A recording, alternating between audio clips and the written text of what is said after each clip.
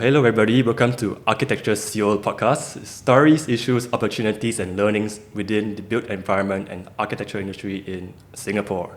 So today I have with me Larry, Mr. Larry Yeung, the Executive Director of PID. So PID is a Participatory Design, which is I remember I was in the student in SUTD. I always hear about this organization, doing social work, that kind of work, right, and also projects.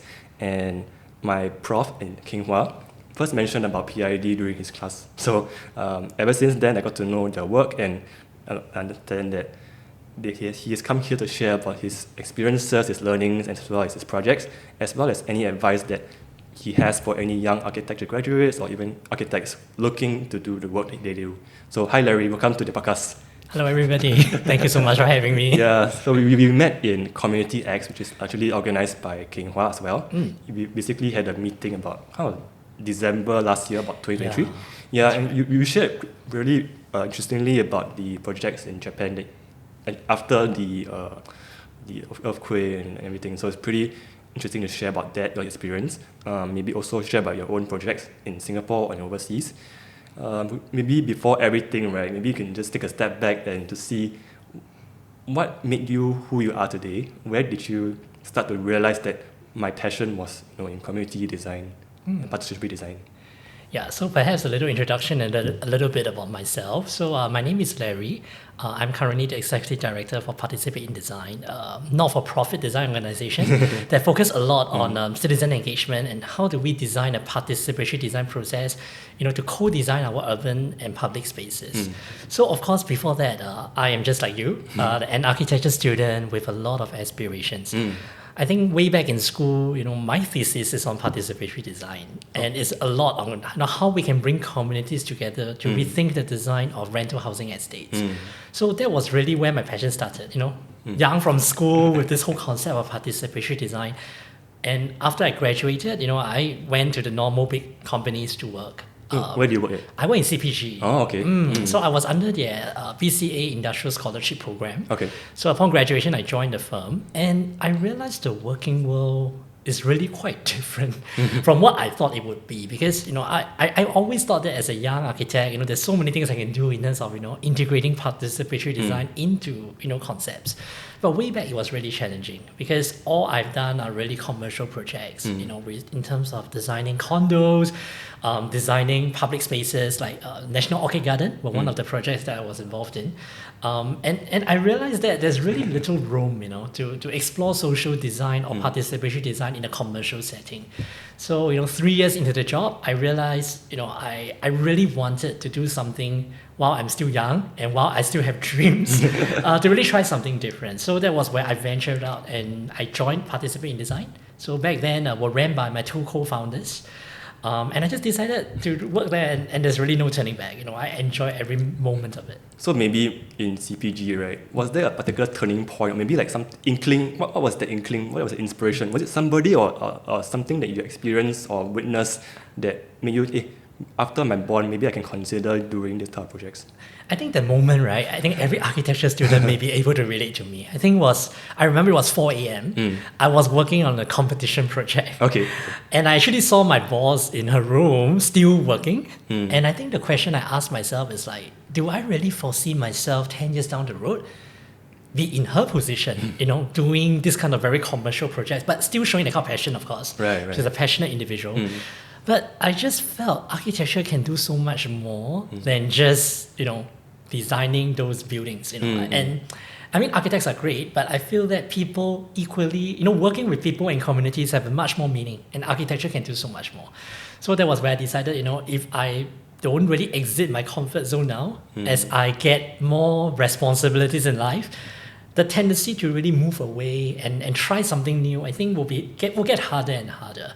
So I actually made that crazy decision one day and just decided to, you never try, you never know, right? So I just took that leap of faith and yes, and blink of an eye, it's been 8 years since, and no turning back. Yeah, so 8 years ago when you joined PID, right? It was definitely way different from back then until now. So what was that journey like, 8 years, and maybe at the start, what were the challenges they faced along the way? Any key highlights you want to share with us today? Yeah, I must say that participatory design and citizen engagement have really went a long way. When I first joined, I think nobody really understood what participatory design or citizen engagement is about. To them it's like a wish list. And a lot of them don't even think that it could be manifested in Singapore. So I remember at the start, when we were just trying to pitch for projects or introduce this kind of process in project, I think a lot of people were like, it's very good. It sounds good as a school project, as a thesis project. Right. But yeah, good job, pat on your back. But that's about that. So they don't really take, I would say, whatever we are proposing seriously back then. But very fortunately, I must praise this particular person, actually Miss Tin Pei Ling from Macpherson. Oh, okay. She's actually the advisor from Macpherson. And I think back then, we have worked a lot on other projects. And she really felt that this process could benefit the community, and she gave that leap of faith and confidence in us to just try to co-design a public space together with, I think, their residents. So that was where I would say PID really had one project to prototype. That's like the breakthrough project. Exactly, because people always say like, you have a lot of theories, but how do you apply in real life or in a public housing estate? Yeah. So that was one of the breakthrough. We managed to apply that, and the process was great. We kind of show how it can be applied in Singapore. And I think back then, URA HDB then caught wind of it, and they supported us in one of the phases of the project. And that was where I would say that momentum started to take off. Near around 2013 to 2015, and people start to have more attention to it. And then it started to expand to, not just small public spaces.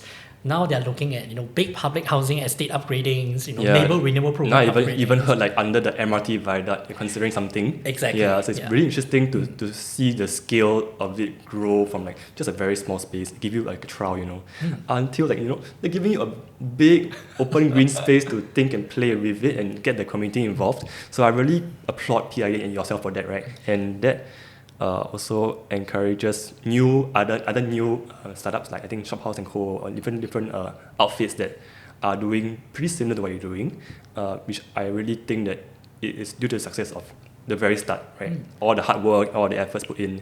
So maybe I'll just dive in a little bit to the very start, right? So maybe you talk about the Macpherson project.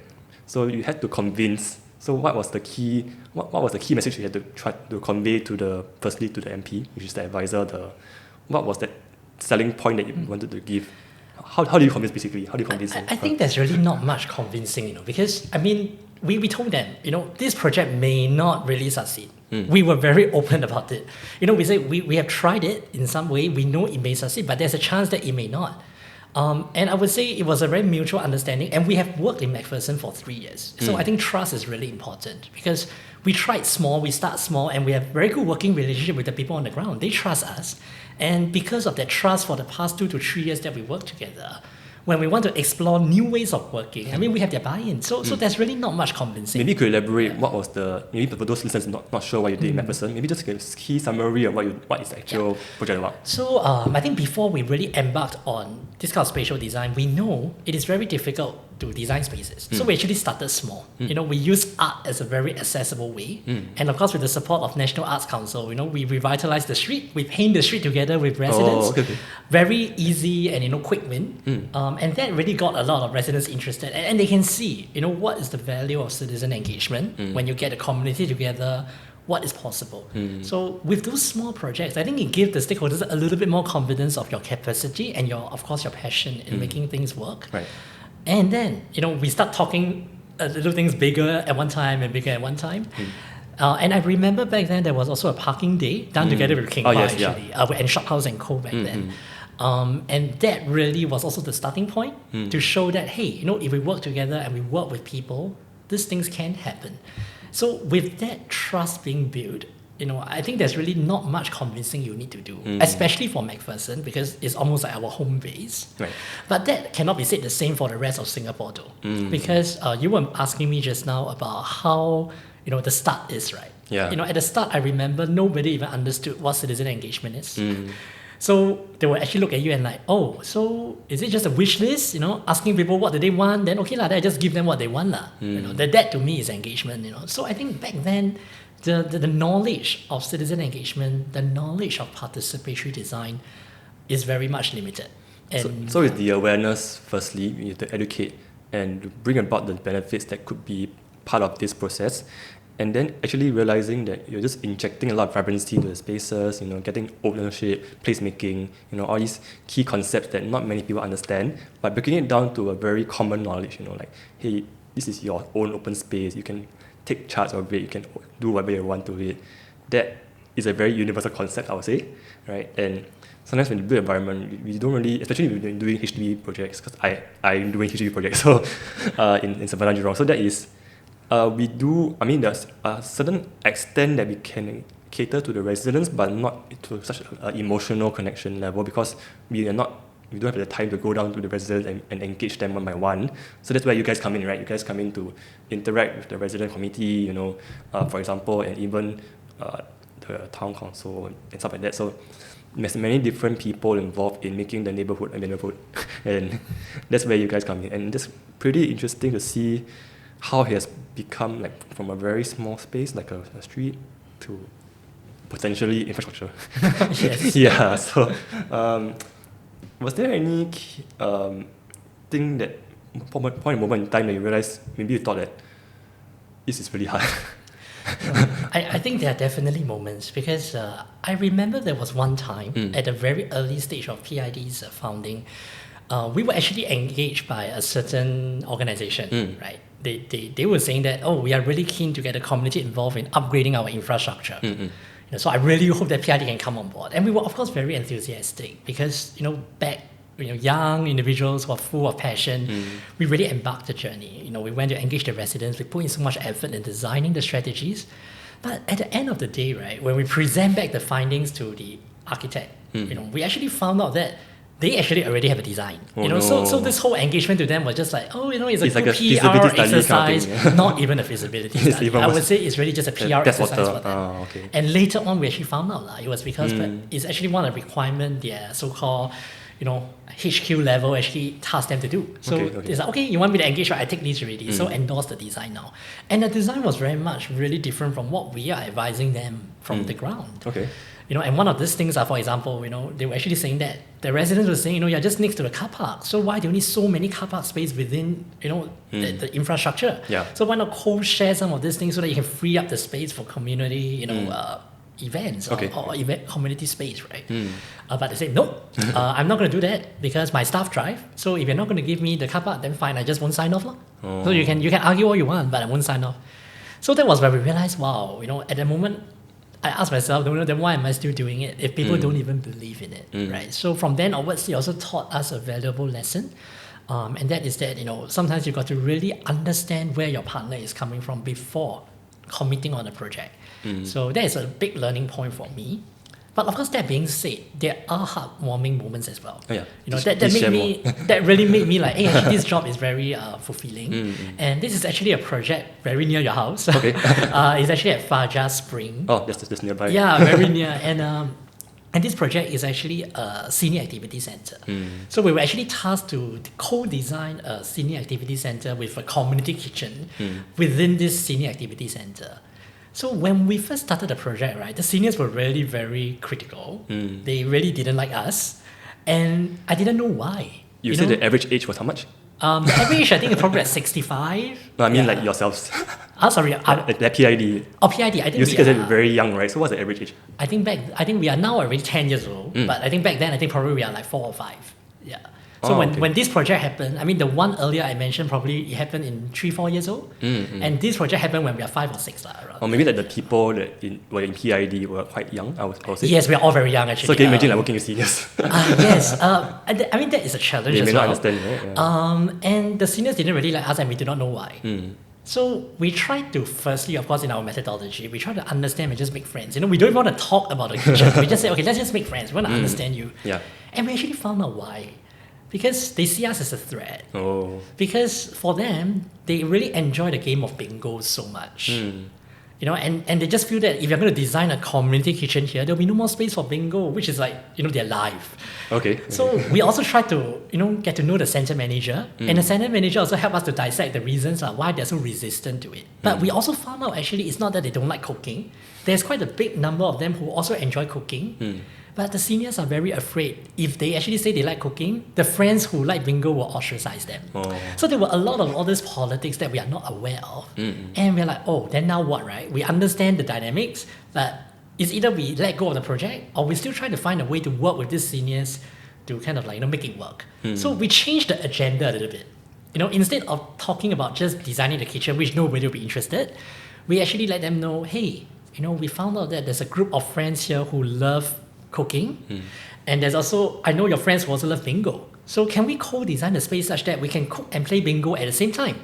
And that got them excited. Rather than just tell them we're going to revamp the center and we are just going to design the kitchen. They are not going to be interested, right? So understanding your community then, we then start to have very productive inputs, productive sessions. We conducted the sessions in different dialects because they can't really just speak English. We also went down a lot of prototype sessions, meaning, trying out all these different designs with them because they're not designers after all. So when they propose certain things, they may not know the implications, right? So it is very important to help them to translate what they have in mind into, something visual so they can comment. So after this whole process, then the space is built, right? I remember during the launch of the space, the auntie looked at me and said, you are the designer of the space, right? I'm like, yes. I'm really ready to get scolded, because usually when people say that, you're going to get scolded, right? Especially grandmothers, Yeah. And then she was like, I just wanted to say thank you to you. Oh, that's so sweet. Because she was saying that, I've never imagined that, when we come together, like at my age, we can actually come together with design like that. It looks so beautiful. And I want to thank you and your team for listening to us. That was the moment I think that kind of ignited back some hope in me that actually it may not be the case that everyone don't appreciate the work you do, because there are moments and people who really appreciate the work you do. And I think for these people, I think I just wanted to keep my passion alive and continue, to see how I can make it such that it's not just this grandmother who can enjoy such experience, but also people from the wider neighborhood can also be part of that process and equally feel inspired, by this process. Yeah, so from what I understand, PID focuses a lot about the community first. So understanding the community may take a very long time, and maybe also the community can be dissected into different people, like maybe the stakeholders are like those people who have the money to do to fund the project, and maybe different from the people actually using the space. So, and also the people that are not in that community who can be maybe like neighbors in a different block but not currently in the community can be also involved. So I wanted to ask, how long do you take usually to get to know the whole community, and where do you stop? Is there a limit? Because sometimes we realize that there's time limit, there's cost limit, and the community, you may not know every aspect of the community, like their interests, their habits, their activities and routines. So I guess you have a time limit, right? You won't design forever. So when do you know it's the right time to stop, and when is the time to come up with something? So I think it always depends on the client's or the partner's budget and timing. So sometimes, of course, the best is to engage everyone, right? But I mean, let's be real, you're only given. So sometimes what happens is that, we tell us, our partners, you only have 4 months to engage. So can you let me know within 4 months what is realistic for me to achieve? So we'll just tell them, actually within 4 months, if you can engage, say 20%, it's already very good already. Because after some time, when you see the data keep repeating itself, right? That's where you kind of also reach. What was the biggest community you have served so far? I think the biggest one so far, if you're talking about like numbers, I don't. I don't really have the exact numbers, but if I just tell you about the zoning, I think it's something Tampines North. Okay. That's almost made up of 4 or 5 zones. Oh, okay. So it's almost like you can think about it, the whole Tampines North. Let me see how I can describe it. Probably around 2,000 to 3,000 plus dwelling units. Somewhere it's really huge. So of course those we had already defined. A mixture defined, of both in person as well as digital means, right? To collect the. I think back then we didn't really go into digital, so it's really a lot of in person. Okay. But we always say if let's say you have 2,000 person, it doesn't mean you have to engage all 2,000 because if you look at statistics, right? Yeah. I mean, there's a sample size, there's a sampling number, so we know if let's say you have 2,000 population, based on the formula, you have to engage maybe at least 200-300. You are more or less you know like you a kind good of sample size, right? Correct. So, and I would say that participation doesn't mean that you have to engage every single person, but it's more like you are creating different platforms so that people from all different backgrounds can have a chance at it, right? So even though you may not have time to say spend 2 hours in the workshop, but you may have 5 or 10 minutes to just share your thoughts. We want to also capture that, right? Yeah. So I think in our process, it's never just about focus group, it's never just about survey forms, it's never just about just a single methodology. It's always a range of light to deep engagement so that everyone can be part of that process. And one misconception that I believe when it comes to all this community engagement and stakeholder engagement is sometimes stakeholders themselves don't even see themselves as a community. So, for example, agencies like HDB, they were like, it's okay, I don't need to be involved because, it's a community thing. But I asked them, then where is the money going to come from? It's going to come from you, right? So if you don't tell me what can do, what are your taboos, I don't want a case where I come back and I say I want a water feature and end up you're telling me that actually cannot do. So whatever can do, cannot do, you better tell me now so that I can manage expectations when I go to the ground. Because the last thing you want is to have a misaligned expectation. And that is where I would say a lot of engagement go wrong because people don't understand. They start off every engagement with a wish list. Like what do you want, right? And then It's just longer, right? Exactly, and you realize you can't even fulfill any of them. And people lose trust in the engagement process because when you and the worst thing is you don't even close the loop with them. They don't even know where their data goes to. So that's why people always say, the engagement is very simple, right? You just go to the ground, talk a bit, and just action a bit, but not really. Engagement is definitely more than that, right? Exactly, it's really more than just talking. There's a lot of analysis and also a lot of making sense of data that takes time, and not a lot of people actually see that side of engagement that happens behind the scene. I think that's where the goal is, right? It's the knowledge and the interactions you see between the participants that also gives you some certain key hypotheses or conclusions that you can put into the design.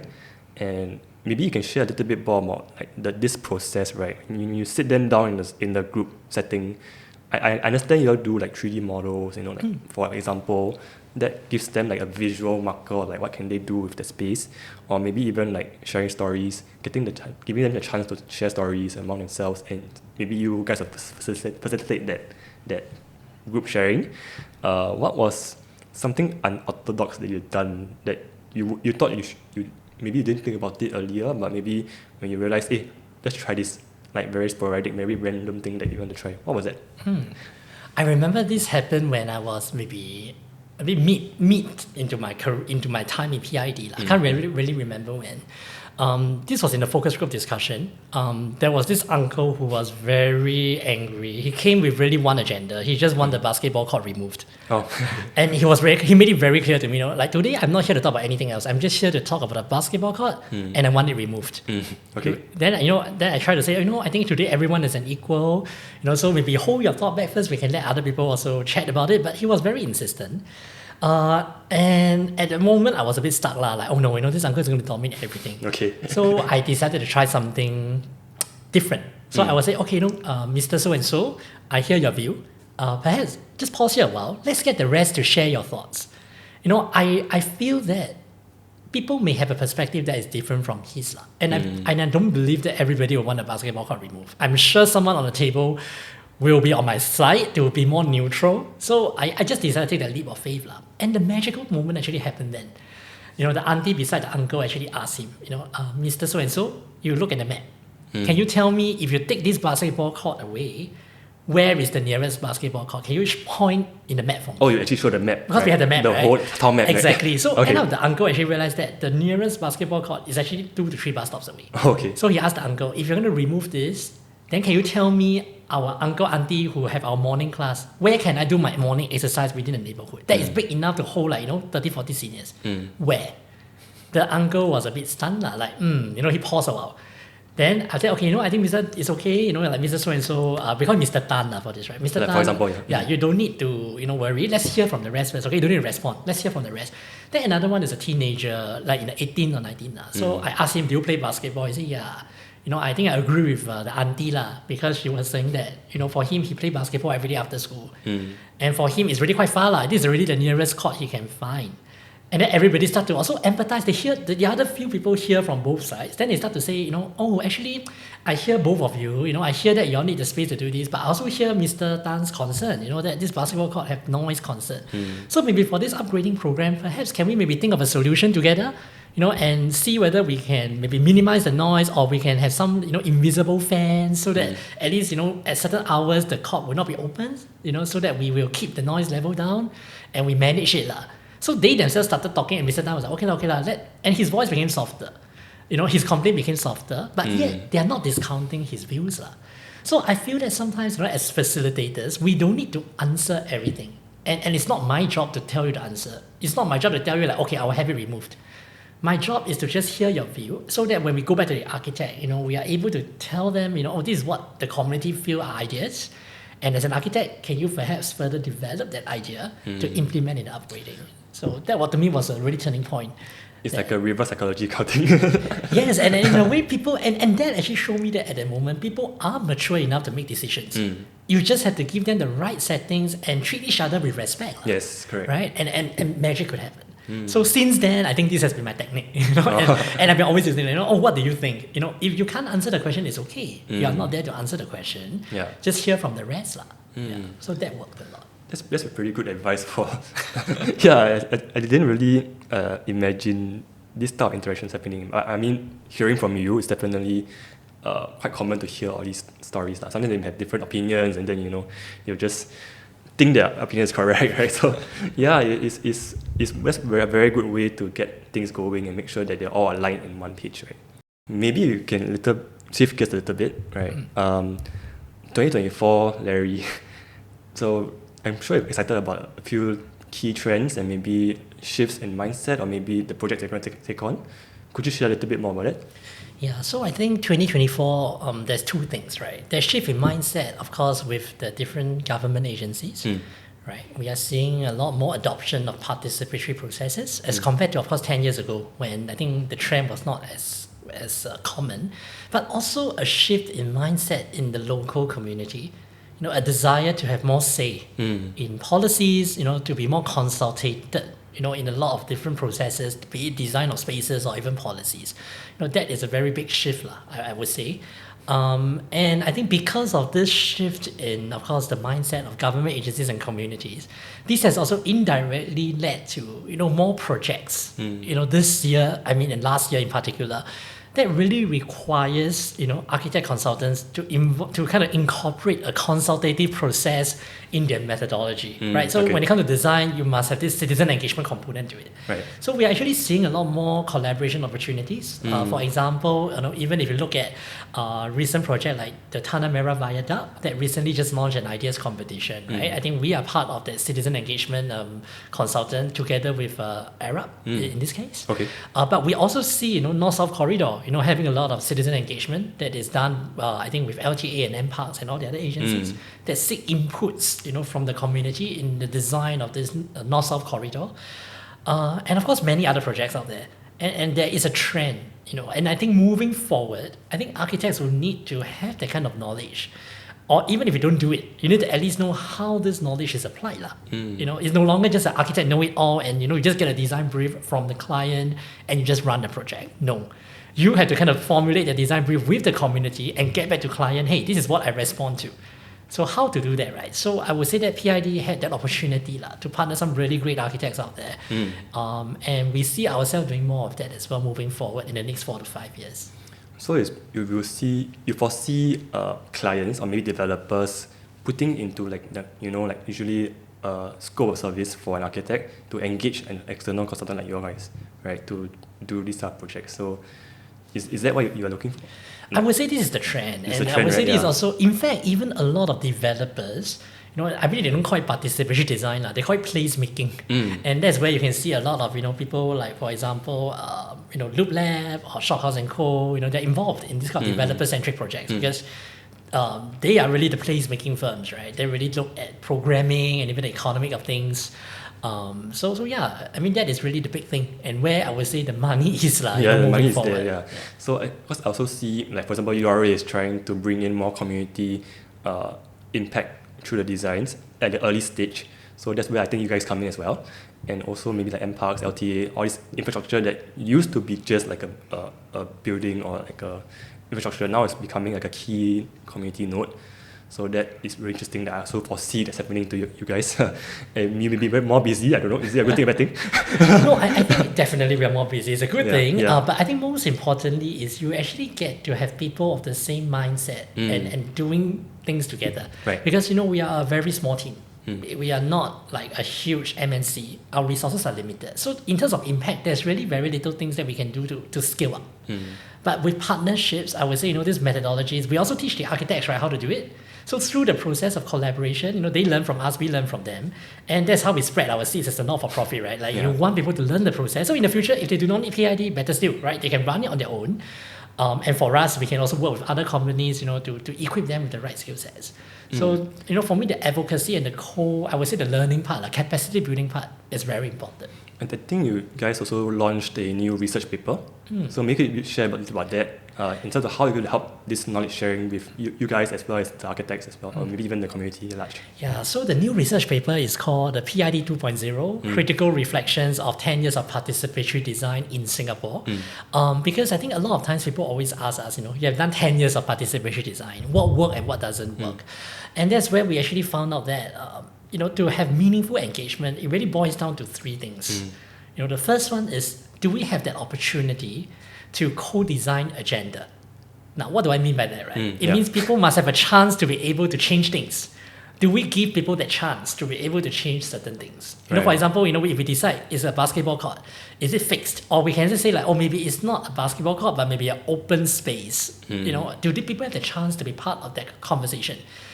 For another example is like, for example, if we are talking about removing certain cultural, heritage, conserved building, is it a fixed thing that definitely is going to be demolished? Or we are saying that if the ground voices are strong enough, maybe perhaps we can preserve it.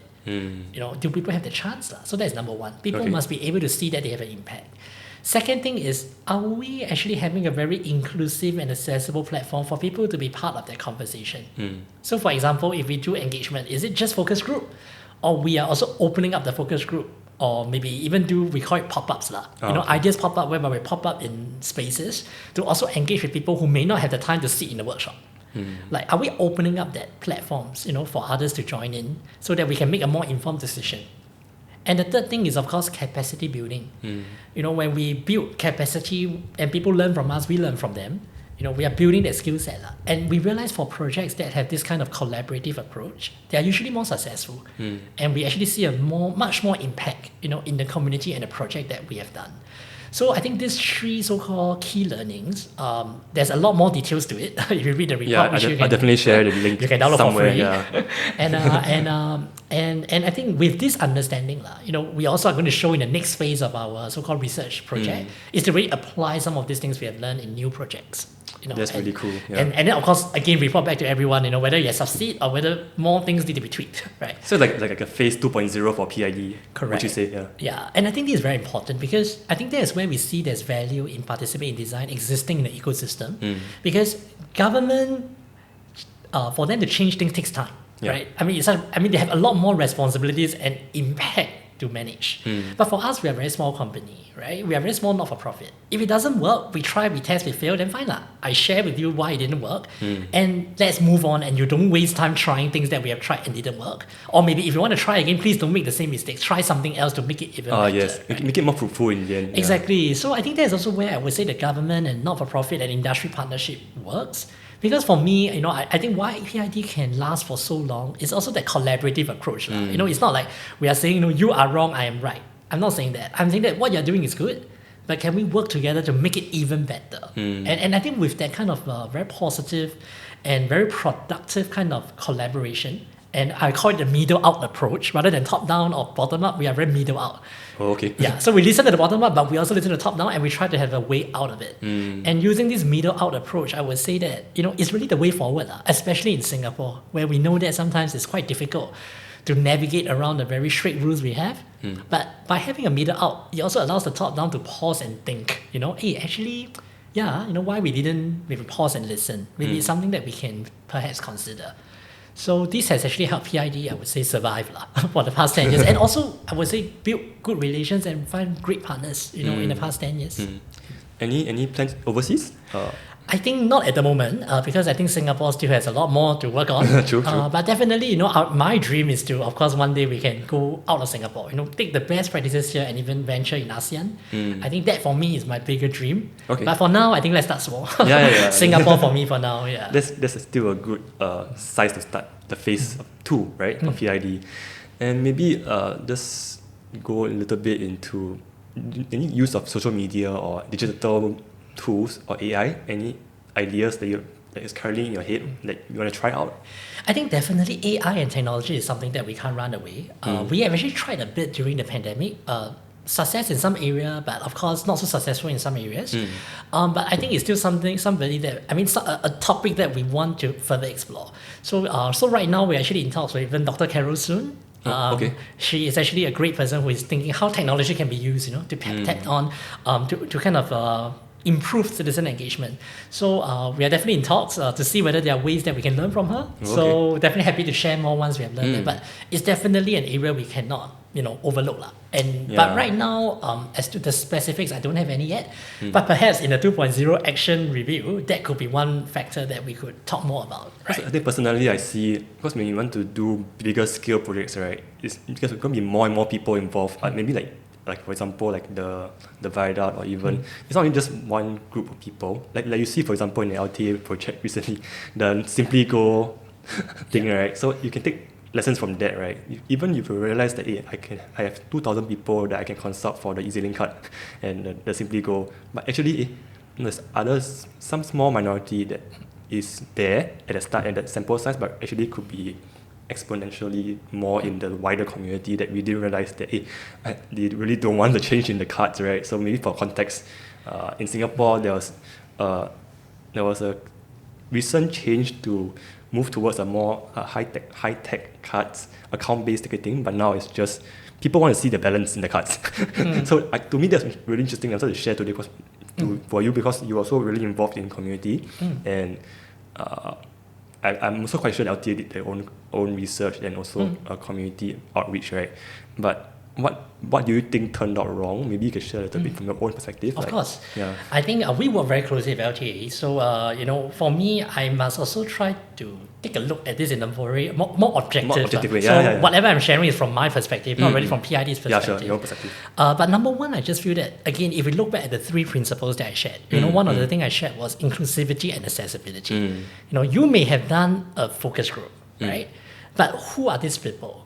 Are they people who are usually busy and commuters? Because if my main people that I'm serving is commuters, will a focus group be the only best way to do it, right? Is it accessible? I may want to actually maybe even pop up in a major transport node and really just do a pop-up. Hey, we're going to transit into this, what are your thoughts about it? Maybe share with me what are some of the things that you think is very important, blah, blah, blah. And even try prototypes, if you scan this and this thing comes out, how do you feel? So there must be some process incorporated into it, which I think in this case, I'm not sure whether they have done. Or again, then this leads to my second point. Can people co-define the agenda, right? Because co-defining agenda also means closing the loop with people. So the agenda was set by exactly. So in a way, it's almost like I can't change, right? You are going to change it, like it or not. But even if you realize things can't change, then it means you have to close the loop. You have to explain to people why I can't do things a certain way. And that actually happened after the whole thing exactly. happened. And try to explain the whole thing. That could be done earlier on, right? Okay. Which was not done. Okay. And number three is, have we built the capacity of our people to understand what engagement is about? Because if you look at the press, I'm not saying LTA is right or wrong, or the people are right or wrong, but you see the way people respond to it. Then my question to the citizens as well is that, have you all take an active role to try to find out more? Because citizen is not just about you only respond when things go wrong.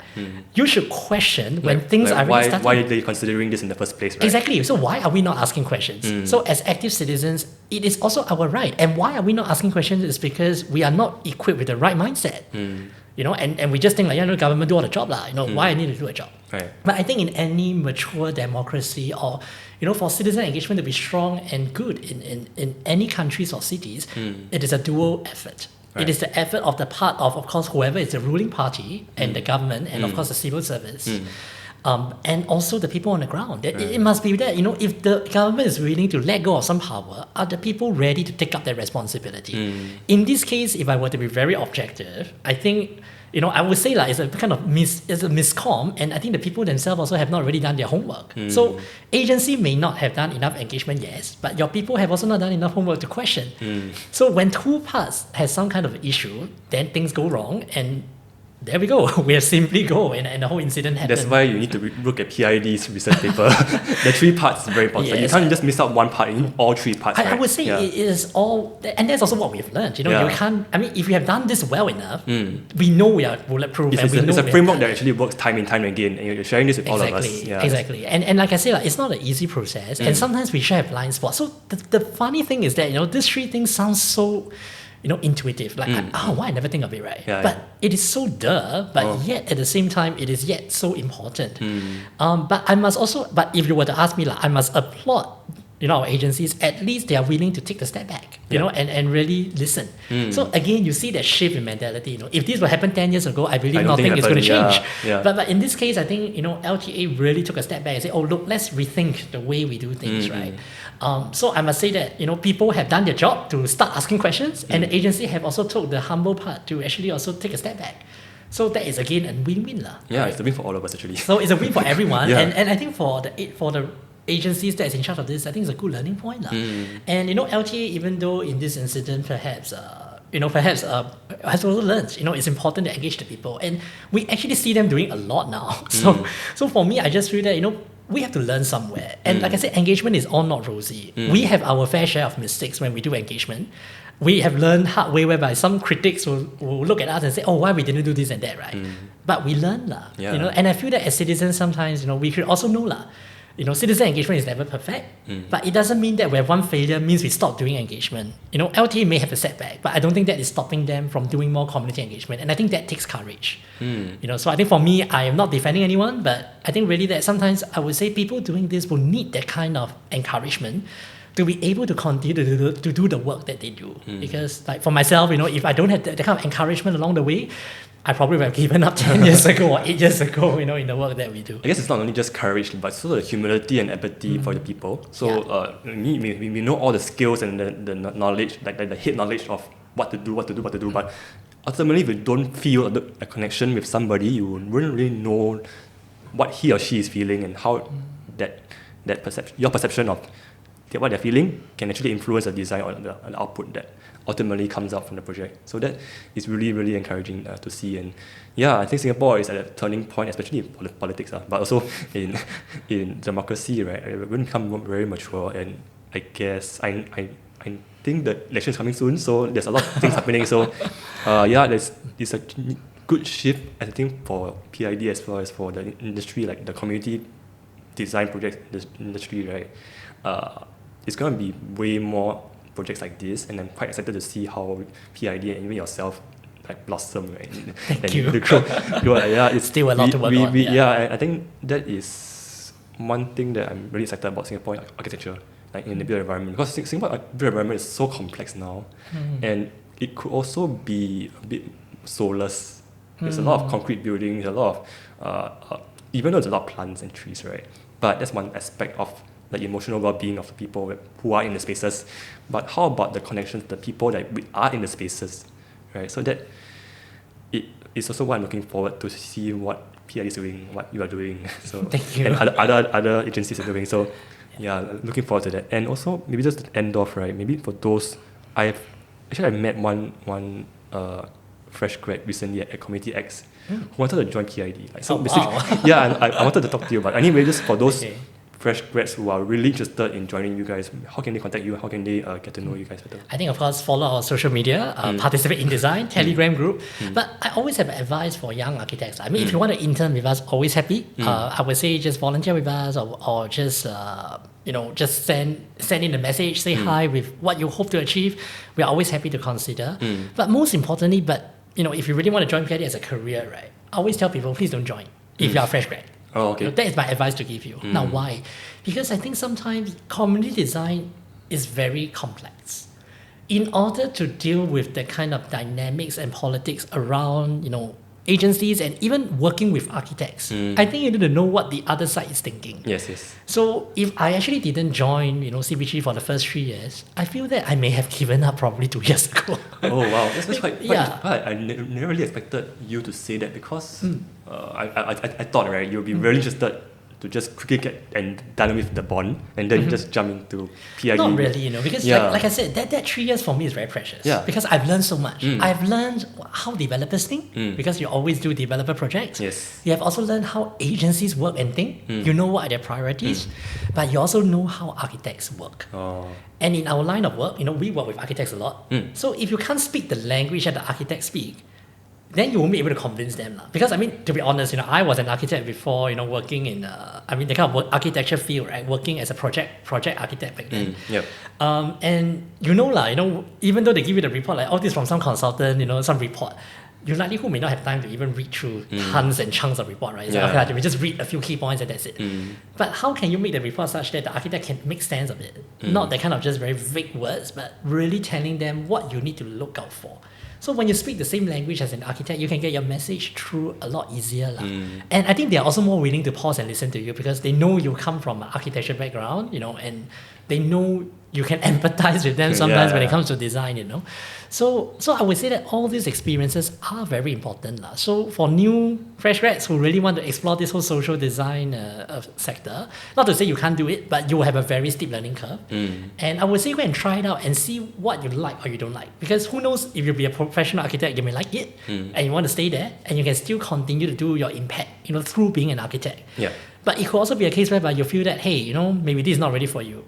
It's not too late, but don't decide more than 3 years. By the 3rd year, I think, decide already whether you want to continue on. And if you want to continue on, make sure that you excel in that. But if not, also try to pivot early so that you can be part of this industry early as well.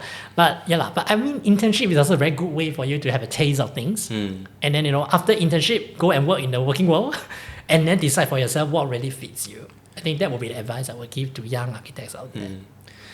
Very good advice, actually. Yeah, because it's quite unorthodox for you to say that, but after hearing from what you're saying, right, get to know the industry first, be it through a capacity of an architect or be it through a capacity of a developer side or client side. So that is the first step you should take. Understand the industry first. Then after that, once you know how people think, usually dollars and cents or even the time they have with you, then you're able to better work with them and collaborate with them, right? So that, to me, is a good advice. I also recommend at least take 2 years to understand the conventional architecture path before fully diving into something that you really want to do. Yeah, and I would say most importantly, that word is you must find your standing. Where do you stand in this ecosystem? Because architecture is not just one, monoculture. So many stakeholders. Ecosystem. There are so many things. There's even a cultural. If you really like culture and heritage, there are, like Studio Lapis, doing really in-depth conservative kind of, studies of conserved buildings, of heritage. Is that your interest, or is your interest in community design, whereby King Hua, myself, PID, or is it really about placemaking? Where Shophouse and Co, they do a lot more, place activation, programming. Is it those things that you like? So I think once you find your footing in this entire ecosystem, then I would say you can more meaningfully contribute to wherever you go. And I think the door is endless. You can go everywhere, wherever you want, but you got to find somewhere that you can fly high and excel. Very good advice. So thank you so much, Larry, for joining me today. So if I'll put in the links for PID or whatever research paper, the projects that you featured today in the video or in the show notes. And thank you so much for joining us. Thank you. Thank you so much, Gabriel. Thanks for coming over. All right. Thank you. Take care. Bye-bye.